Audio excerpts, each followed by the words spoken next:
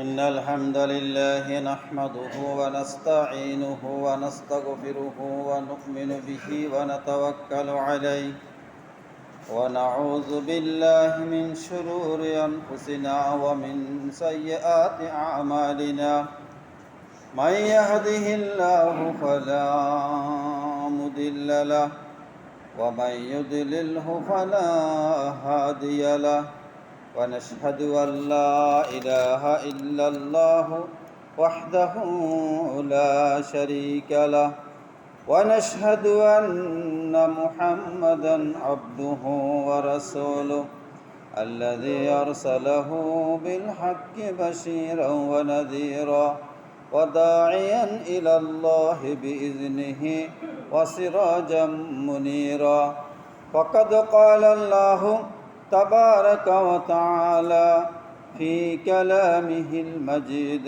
وفرقانه الحميد أعوذ بالله من الشيطان الرجيم بسم الله الرحمن الرحيم يا أيها الذين آمنوا اذكروا الله ذكرا كثيرا وسبحوه بكرة وأصيلا وقال تعالى إن الله وملائكته يصلون على النبي يا أيها الذين آمنوا صلوا عليه وسلموا تسليما صلى الله على سيدنا محمد وآله وأصحابه وسلم بلغ العلا بكماله كشف الدجى بجماله حسنت جميع خصاله صلوا عليه وآله সালাতুল জুমাদের উদ্দেশ্যে আগত সমবেত সম্মানিত মুসল্লি ভাই ও বন্ধুগণ, মহান আল্লাহ সুবহানাহু ওয়া তাআলার মহান দরবারে অসংখ্য শুকর ও সুজুদ জ্ঞাপন করছি যে রব্বুল ইজ্জতি ওয়াল জালাল আমাদেরকে সালাতুল জুমাদের উদ্দেশ্যে আল্লাহর ঘর মসজিদে আসার বসার তৌফিক দান করেছেন। সে মহান মুনিবের দরবার শুকর জ্ঞাপন করছি আলহামদুলিল্লাহ। সালাত এবং সালাম পালন করছি প্রিয় নবী মুহাম্মদ রাসূলুল্লাহ সাল্লাল্লাহু আলাইহি সাল্লামের উপর। সম্মানিত ভাইসব, আমি আজকে জুমার আলোচনার অংশ হিসাবে আল্লাহ সুবহানাহু ওয়া তাআলার আখিরি কালামে রব্বির কোরআনুল কারীমের অত্যন্ত গুরুত্বপূর্ণ একটি সূরা আল আহজাবের ছোট ছোট দুটি আয়াত তেলাওয়াত করেছি, আয়াত নং 41 এবং 42। এই আয়াতের উপর শুরু করে ইনশাআল্লাহ অনেক দিন ব্যাপী, অনেক জুমা ব্যাপী একটি বিষয় ইনশাআল্লাহ আলোচনা রাখব। আল্লাহ পাক সুবহানাহু ওয়া তাআলা যদি তৌফিক দান করেন, আলোচনার মূল বিষয় হলো জিক্রুল্লাহ তথা আল্লাহর জিকির। কি বলেন? ঠিক আছে?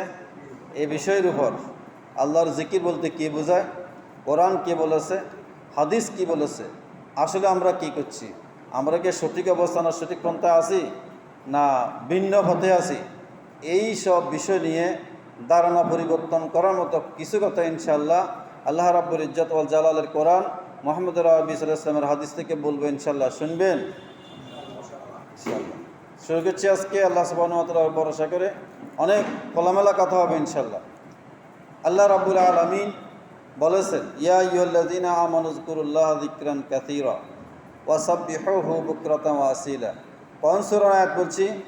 সূরা আল আহজাব, কোরআন মজিদের 21 এবং 22 পারায় আছে, আয়াত নং 41 এবং 42। মনে রাখেন, বাইরে গিয়ে মিলিয়ে দেখবেন। আল্লাহ তাবারক ওয়া তাআলা বলেছেন, ইয়া আইয়ুহাল্লাযীনা আমানু যকুরুল্লাহ, হে মুসলমান, হে ঈমানদারগণ, তোমরা বেশি বেশি করে আল্লাহকে স্মরণ করো। কাকে স্মরণ করো? আল্লাহকে। ওয়াসাব্বিহুহু বুকরাতান ওয়া আসীলা, এবং সকাল সন্ধ্যায় বেশি বেশি করে তার তাসবিহ পবিত্রতা বর্ণনা করো। এটি হলো এই ছোট্ট দুটো আয়াতের সাধারণত স্বাভাবিক বাংলাঙ্গ। আমরা আল্লাহ রাব্বুল আলামিনের একান্ত রহমতে এই ছোট্ট দুটো আয়াতকে অন্যান্য আয়াতের মাধ্যমে ব্যাখ্যা করে কথা বলার চেষ্টা করব ইনশাআল্লাহ। মুফাসসিরিনে কেরাম বলেছেন, কোরআনের একটা আয়াতকে অন্য আয়াত দিয়ে ব্যাখ্যা করে কথা বলা, এটা হলো উত্তম ব্যাখ্যা, হাসান ও তাফসীর। নিজের মন থেকে মন গড়া কথা বলে, চিন্তাভূষিত কথা বলে, তথ্যবিহীন সোর্সবিহীন দলিল প্রমাণবিহীন কথা বলে সময় নষ্ট করার মতো সময় এই যুগে আমাদের নাই। আল্লাহর কোরআন থেকে কথা বলবো ইনশাআল্লাহ। আল্লাহ রাব্বুল আলামিন বলেছেন, ইয়া আইয়ুহাল্লাযীনা আমানু যকুরুল্লাহা যিকরান কাসীরা। এটা হলো একটা আয়াত। এই ঈমানদারগণ, তোমরা বেশি বেশি করে আল্লাহকে স্মরণ করো। তাহলে সকল অবস্থায় আমরা স্মরণ করব কাকে? আল্লাহকে। সকল অবস্থায়, সকল সময়, সকল স্তরে, সকল কাজে, সকল মুহূর্তে স্মরণ করব কাকে? আল্লাহ। আল্লাহকে স্মরণ করলে কে আল্লাহ লাভ হবে, না যিনি স্মরণ করবেন তার লাভ হবে? আমার লাভ হবে। আমি আমার মালিককে স্মরণ করতে পারলাম, আমি আমার মালিকের নামটা মনে রাখতে পারলাম, তাহলে মালিকের লাভ নয়, গোলামের লাভ। মালিক খুশি হবে, লাভ কার হবে? গোলামের। ভাই বন্ধুগণ, দুনিয়াবি কোনো স্বার্থ সুবিধা কোনো ব্যক্তি যদি আপনাকে দিয়ে থাকে, আপনি ব্যক্তিটার নাম বারবার নেন না, প্রশংসা করেন, গুণগান, তাকে স্মরণ করেন, সালাম দেন, বিভিন্ন রকম সামাজিক দাওয়াত সাওয়াতে দাওয়াত দেন, এটা তাকে স্মরণ রাখার একটা অংশ, ঠিক না? এটা দুনিয়াবি হিসাব, দুনিয়ার মধ্যে সীমাবদ্ধ। আমার কথা হইল, আমরা আমাদের জীবনের সকল অবস্থায় শুধুমাত্র একমাত্র স্মরণ করব, স্মরণ রাখবো কাকে? ইয়া আইয়ুহাল্লাযীনা আমানু যিকুরুল্লাহা যিকরান কাসীরা। জিকির এই শব্দটা তো সবাই পরিচিত, তাই না? সবাই তো চিনেন জিকির, এই শব্দটা সবাই চিনে না? চিনে। এবং কোনো অনুষ্ঠানে, ওয়াজি মাহফিলের সময় বা সামাজিক অনুষ্ঠানে, ধর্মীয় অনুষ্ঠানে আমরা যদি একটু জিকির করি বা করাই, সাধারণত এবং সব মানুষ খুশি হয়, ঠিক না? কেন খুশি হয়? মালিকের নামটা স্মরণ নিলাম, স্মরণ করলাম। এটা খুশি হওয়ার বিষয়, আমারও লাভ, আপনারও লাভ। আল্লাহ রাব্বুল আলামিন বলছেন, ইয়া আইয়ুহাল্লাযীনা আমানু যকুরুল্লাহা যিকরান কাসীরা। বেশি বেশি করে স্মরণ করো কাকে? আল্লাহ। ফাযকুরুনি আযকুরকুম ওয়াশকুরুলি ওয়ালা তাকফুরুন। সূরা আল বাকারা 152 আয়াত। আল্লাহ তাআলা বলেছেন, ফাযকুরুনি আযকুরকুম, তোমরা আমাকে স্মরণ করো, আমিও তোমাকে স্মরণ করব। সুবহানাল্লাহ বলবেন না? তাহলে আল্লাহ যদি আমাকে স্মরণ করে, আমি সফল না? সফল। দুনিয়ার কোনো সম্মানিত ব্যক্তি, প্রভাবশালী ব্যক্তি, ক্ষমতাশালী ব্যক্তি আপনার মতো একটা লক্ষ্য যদি স্মরণে রাখে বা আপনার কথা বারবার অন্য কোথায় বলে, আপনি শুনলে কি একটু আনন্দিত হবেন না? হবেন যে অমুক আমাকে স্মরণ রাখে, আমাকে দাম দে, আমাকে সম্মান করে। এটা আপনার বা আমার সম্মানের বা গৌরবের একটা বিষয় দুনিয়ার মধ্যে। কিন্তু আল্লাহ তাবারক ওয়া তাআলা যদি আমাকে বা আপনাকে স্মরণ করেন বা স্মরণ রাখেন, এটা আমার জন্য সবচেয়ে বেশি সফলতা নয়? আল্লাহ রাব্বুল আলামিন বলেছেন, ফাযকুরুনি আযকুরকুম, তোমরা আমাকে স্মরণ করো, আমি তোমাকে স্মরণ করব। এই কথাগুলো ব্যাখ্যা ইনশাআল্লাহর পরে আস্তে আস্তে আসবে হাদিস ভিত্তিক। ওয়াশকুরুলি, তোমরা আমার কৃতজ্ঞতা প্রকাশ করো, ওয়ালা তাকফুরুন, তোমরা আমার সাথে, আমার নিয়ামতের সাথে অকৃতজ্ঞতা করবে না, অকৃতজ্ঞ আচরণ করবে না, অকৃতজ্ঞ ব্যবহার করবে না। তোমরা আমার কৃতজ্ঞতার শকর গুজারি করো, শকরের নিয়ামতের শকর আদায় করো। আল্লাহ তাবারক ওয়া তাআলা বলছেন, ওয়াইন তাউদ্দু নি'মাতাল্লাহি লা তুহসুহা।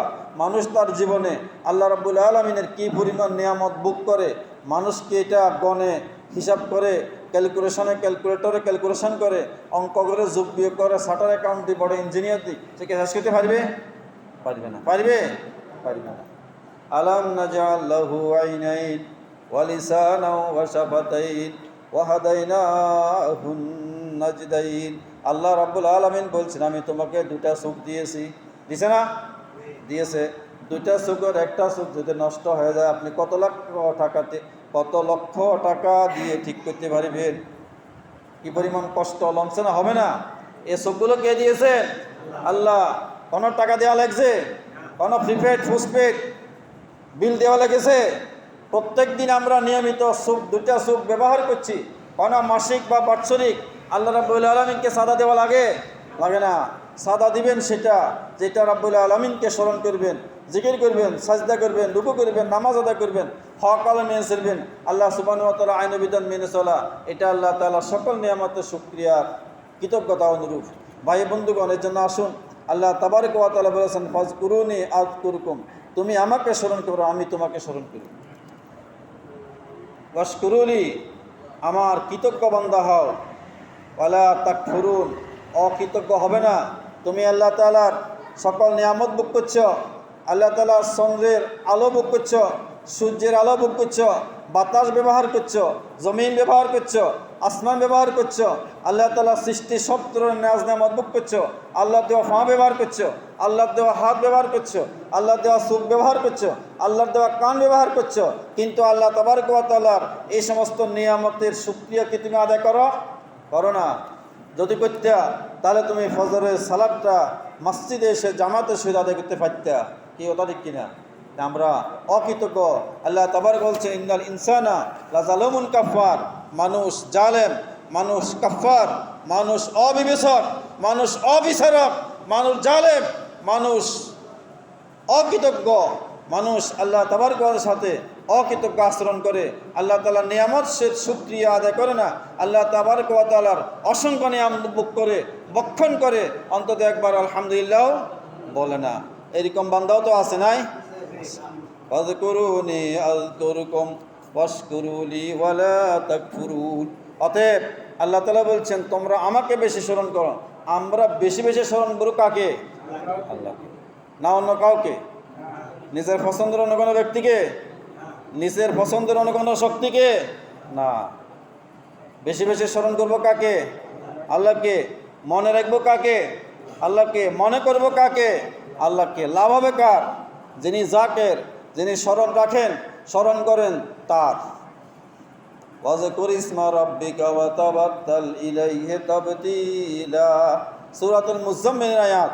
আল্লাহ রাব্বুল আলামিন বলছেন সূরা মুজাম্মিলের 8 নম্বর আয়াত, ওয়াজকুর ইসমা রাব্বিকা, তুমি তোমার রবের নামকে স্মরণ করো। কার নাম? তোমার রবের নাম। রব কে? আল্লাহ। কুল আউযু বিরাব্বিন নাস, মালিকিন নাস, ইলাহিন নাস। মানুষের রব কে? আল্লাহ। মানুষের মালিক কে? আল্লাহ। ইয়া আইয়ুহান নাস উবুদু রাব্বাকুম। মানুষ তুমি তোমার রবের দাসত্ব করো, গোলামি করো তোমার রব, যিনি তোমাকে খাওয়ান, যিনি তোমাকে লালন পালন করেন, যিনি তোমার ইজ্জতের মালিক, যিনি তোমার বেইজ্জতের মালিক, যিনি তোমার হায়াতের মালিক, যিনি তোমার মওতের মালিক, যিনি তোমার শান্তির মালিক, যিনি তোমার অশান্তির মালিক, যিনি তোমার খাদ্য দান করেন, যিনি তোমার নিরাপত্তা দান করেন, যার হাতে তোমার হায়াত, যার হাতে তোমার মওত, তিনি হচ্ছেন আমার রব। তিনি কে? আল্লাহ। তিনি আল্লাহ রব্বুল আলামিন। কত বড় মেহেরবান, দয়া করে আমাকে অসংখ্য পরিমাণ নিয়ামত দিয়েছেন। সেই নিয়ামতগুলো ভোগ করে আল্লাহ রাব্বুল আলামিনকে স্মরণ রাখার, স্মরণ করার অধিক প্রয়োজন, সবচেয়ে বেশি প্রয়োজন। অতএব আল্লাহ তাআলা তাবারক ওয়া তাআলা বলেছেন ওয়াজকুর ইসমা রাব্বিকা, তুমি তোমার রবের নামকে বেশি বেশি স্মরণ করো। ঠিক আছে?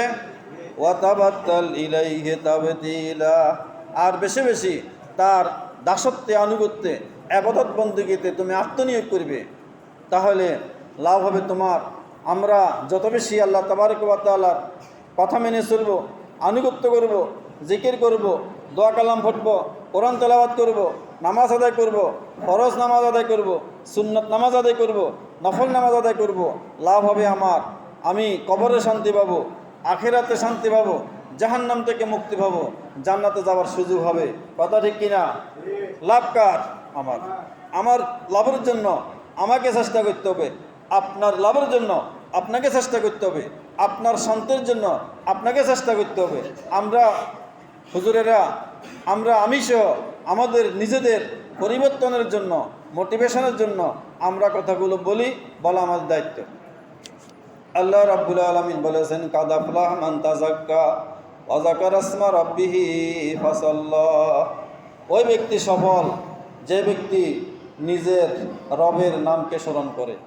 কাদ আফলাহা মান তাযাক্কা, ওই ব্যক্তি সফল যে ব্যক্তি নিজেকে পরিশুদ্ধ করেছে, সংশোধিত করেছে, নিজেকে ঠিক করে নিয়েছে। আগে অত ভুলভ্রান্তি দিয়েছিলাম, অপরাধ করেছি, অপরাধ জগতে নিয়োজিত ছিলাম। একটা পর্যায়ে এসে, একটা সময় এসে নিজেকে পরিবর্তন করে ঠিকঠাক করে নেওয়া কি সম্ভব নয়? সম্ভব। কাদ আফলাহা মান যাক্কাহা ওয়া কাদ খাবা মান দাসাহা। আল্লাহ তাবারক ওয়া তাআলা বলেছেন ওই ব্যক্তি সফল যে ব্যক্তি নিজেকে ঠিক করে নিয়েছে, আগে আমি নামাজ পড়তাম না, এখন থেকে নামাজগুলো ঠিক করে পড়লাম, তাহলে আমার কি উন্নতি হয় নাই? উন্নতি হয়েছে। আগে মাঝে মধ্যে আমি মিথ্যা কথা বলতাম, এখন মিথ্যা কথাটা ছেড়ে দিলাম, আমার কি উন্নতি হয়েছে না? উন্নতি হয়েছে। এরকম উন্নতির প্রয়োজন, এরকম পরিবর্তনের প্রয়োজন। এরকম পরিবর্তন যদি আমি হই, আমার যদি চারিত্রিক উন্নতি হয়, আমার যদি নৈতিকতার উন্নতি হয়, আমার যদি বিশ্বাসের উন্নতি হয়, আমার যদি মূল্যবোধের উন্নতি হয়, তাহলে আমার উপকার হবে, আমার উন্নতি হবে, আমার সমাজ সুন্দর হবে, আমার দেশ সুন্দর হবে, আমার দুনিয়ার জীবন সুন্দর হবে, আমার পরকাল সুন্দর হবে। কথা ঠিক না বেঠিক? কাদ আফলাহা মান তাযাক্কা ওয়া যাকারা ইসমা রাব্বিহি ফাসাল্লা। তার রবের নাম স্মরণ করেছে এবং সে সালাত আদায় করেছে। ভাই বন্ধুগণ, এই জন্য আমরা সকল অবস্থা, সকল সময়, সকল জায়গায়, সকল স্থানে, সকল মুহূর্তে, সকল সেক্টরে কার নাম স্মরণ করব? আল্লাহ। কার নাম? আল্লাহ। আল্লাহ সুবহানাহু ওয়া তাআলার নামকে আমরা স্মরণ করব, তাহলে আমাদের লাভ হবে। ঘর থেকে বের হইতে আমি বলবো বিসমিল্লাহি তাওয়াক্কালতু আলাল্লাহ। আল্লাহ নাম আছে না নাই? আছে। বিসমিল্লাহি তাওয়াক্কালতু আলাল্লাহ, লা হাওলা ওয়ালা কুওয়াতা ইল্লা বিল্লাহ। তাহলে আমার যাত্রাটা কি হবে? ভালো হবে। আগমন প্রস্থানটা কি হবে? ভালো হবে। ভাই বন্ধুগণ, লা হাওলা ওয়ালা কুওয়াতা ইল্লা বিল্লাহ। ক্বালা নবী সাল্লাল্লাহু আলাইহি ওয়াসাল্লাম কানজুম মিন কুনুজিল জান্নাহ। আল্লাহ নবী রাওয়াহুল বুখারী, আল্লাহ নবী সরকার দুজা মুহাম্মদ আরবি সাল্লাল্লাহু আলাইহি ওয়াসাল্লাম বলছেন, লা হাওলা ওয়ালা কুওয়াতা ইল্লা বিল্লাহ। এটা জান্নাতের খনি সমূহের মধ্যে একটা খনি। জান্নাতের কি খনি? একটা খনির মধ্যে এই পরিমাণ লক্ষ লক্ষ কোটি কোটি টাকার সম্পদ থাকে না? স্বর্ণের খনি, তেলের খনি, বিভিন্ন রকম খনিজ দ্রব্য, মাটির নিচ থেকে যে সম্পদ পাওয়া যায়, কোটি কোটি টাকার সম্পদ থাকে। আপনি যদি এরকম একটা খনির নিজের সন্তান হন, কাউকে বলবেন নিজ দায়িত্বে নিজে এটা আত্মসাৎ করার, আহরণ করার চেষ্টা করবেন। আল্লাহ নবী সাল্লাল্লাহু আলাইহি ওয়াসাল্লাম বলছেন, লা হাওলা ওয়ালা কুওয়াতা ইল্লা বিল্লাহ কানজুম মিন কুনুজিল জান্নাহ। জান্নাতের খনি সময়ের মধ্যে একটা খনি। এই ছোট্ট কথাটা আমরা নিয়মিত কি পড়তে পারি না? লা হাওলা ওয়ালা কুওয়াতা ইল্লা বিল্লাহ। খুব বেশি বড় না, খুব কঠিন নয়। আমরা অপ্রয়োজনে অনেক কথা বলি, দরকার নাই এরকম কথা বলি, অপ্রয়োজনীয় কথা বলে সময় নষ্ট করি। গীবত, শাকায়াত, বদনাম, মানুষের গীবত চর্চা, দুর্নাম চর্চা, এগুলো করতে না পারলে আমাদের এক কাপ চা খাওয়ার শেষ হয় না। কথা ঠিক কিনা? এগুলো তো সিঁড়ির দিকে নাই, অন্যদিকে আছে। কিন্তু আমরা ওই সময়টাকে যদি ব্যবহার করি, বলি একবারও অন্তত লা হাওলা ওয়ালা কুওয়াতা ইল্লা বিল্লাহ, আমার জীবনের জন্য, আখিরাতের জন্য কি লাভ হবে না? লাভ হবে। এটা একটা জিকির। ভাই বন্ধুগণ, আসুন, আল্লাহ রাব্বুল আলামিন বলেছেন, ওয়াল্লাযীনা ফাআলু ফাহিশাতান আও যালামু আনফুসাহুম যাকারুল্লাহ ফাস্তাগফিরু লিযুনুবিহিম ওয়া মান ইয়াগফিরু যুনুবা ইল্লাল্লাহ ওয়া লাম ইউসিরু আলা মা ফাআলু ওয়া হুম ইয়ালামুন। সূরা আল ইমরানের 135 নম্বর আয়াত। আল্লাহ তাআলা বলছেন, যারা ওয়াল্লাযীনা ফাআলু ফাহিশাতান, কোনো একটা খারাপ কাজ করে ফেলছে, মনোরাজান্তে, অনিচ্ছায় বা ইচ্ছায়, এরকম কোনো অন্যায় বা খারাপ কাজ মাঝে মধ্যে আমাদের দ্বারা কি হয়ে যায় না? হয়ে যায়। যদি হয়ে যায়, ওয়াল্লাযীনা ফাআলু ফাহিশাতান আও যালামু আনফুসাহুম, অথবা এমন একটা কাজ করছে যেটা আত্মঘাতী, নিজের জন্য ক্ষতিকর, পরিবারের জন্য ক্ষতিকর, গুনাহের কাজ, কবিরা গুনাহ হয়ে গেল, যাকারুল্লাহ, সাথে সাথে আল্লাহকে স্মরণ করেছে, ফাস্তাগফিরুল্লাহ, তওবা করেছে, কি করেছে? তওবা করেছে, তাহলে, এবং সে অন্যায়টা আর বারবার করে নাই, আল্লাহ তাআলা বলছেন, ওয়া মান ইয়াগফিরু যুনুবা ইল্লাল্লাহ, তোমার এই গুনাহ আল্লাহ ছাড়া আর কেউ ক্ষমা করতে পারবে না। তাহলে কোনো অন্যায়, অপরাধ, গুনাহের কাজ, অন্যায় কাজ যদি হয়ে যায়, সাথে সাথে কী করবো? ইস্তেগফার করবো, তাওবা করবো, আল্লাহকে স্মরণ করবো, আল্লাহর কাছে ক্ষমা চাইবো। তাহলে আমি নিজে পরিশুদ্ধ হয়ে যাওয়ার একটা সুযোগ হবে। নিজেকে আমি পবিত্র করে নিতে পারলাম, সংশোধন করে নিতে পারলাম, পরিশুদ্ধ করে নিতে পারলাম। তাহলে আমার জন্য কি লাভ না লস? এই কাজগুলো যদি আমরা না করি, তাহলে আমি অপরাধী, আমি ঠকে যাব। দুনিয়ার মধ্যে আমার জীবন হবে কলুষিত, দুনিয়ার মধ্যে আমার জীবন হবে বিষাক্ত, আমার জীবন হবে অপরিচ্ছন্ন, আমার পরিবারটা পারিবারিক কাঠামোটা হবে অসুন্দর অপবিত্র, এবং পরকালীন জীবন হবে আমার অশান্তির এবং শাস্তির জাহান্নামের অভিযাত্রী আমাকে হয়ে যেতে আমি বাধ্য হব। সম্মানিত ভাই বন্ধুগণ, আল্লাহ সুবহানাহু ওয়া তাআলা বলছেন, এজন্য তোমরা বেশি বেশি আল্লাহকে স্মরণ করো। কাকে স্মরণ করো? ইন্নামাল মুমিনুনা আল্লাযীনা ইযা যুকিরাল্লাহু ওয়াজিলাত কুলুবুহুম ওয়া ইযা তুলিয়াত আলাইহিম আয়াতুহু যাদাতুম ঈমানাও ওয়া আলা রাব্বিহিম ইয়াতাওয়াক্কালুন। সূরাতুল আনফালের 2 নম্বর আয়াত। আচ্ছা বলেন, আপনার সামনে একজন প্রভাবশালী, ক্ষমতাশালী, পাওয়ারফুল ব্যক্তির কথা যদি আপনার সামনে কেউ বলে, আপনি কি তার বিরুদ্ধে কিছু বলবেন? না। যদি আপনি তার ক্ষমতা সম্পর্কে জানেন, বলবেন না, কারণ বললে আপনার ক্ষতি হবে। কী হবে? ক্ষতি হবে।